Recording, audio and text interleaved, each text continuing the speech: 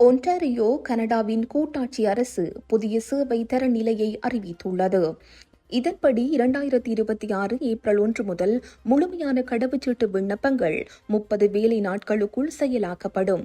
அவ்வாறு செய்யப்படாவிட்டால் அது இலவசமாக வழங்கப்படும்.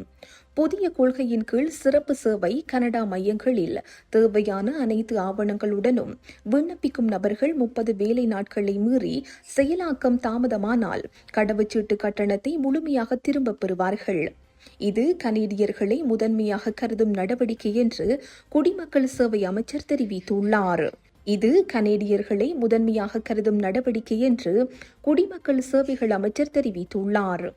பயணம், வேலை, குடும்ப இணைவு ஆகியவற்றுக்கு கடவுச்சீட்டு மிக அவசியமானது என்பதை நாங்கள் அறிவோம். காலத்திற்கு உட்பட வழங்க முடியாவிட்டால் நீங்கள் கட்டணம் செலுத்த வேண்டியதில்லை. இந்த உத்தரவாதம் கடவுச்சீட்டு சேவைக்கான சேவை கனடா கவுண்டர்களில் சமர்ப்பிக்கப்படும் விண்ணப்பங்களுக்கு மட்டுமே பொருந்தும். அஞ்சல் மூலம் அல்லது கனடா போஸ்ட் மையங்களில் சமர்ப்பிக்கப்படும் விண்ணப்பங்கள் இதில் சேர்க்கப்படாது. பணத்தை திரும்பப் பெற தனியாக விண்ணப்பிக்க வேண்டியதில்லை.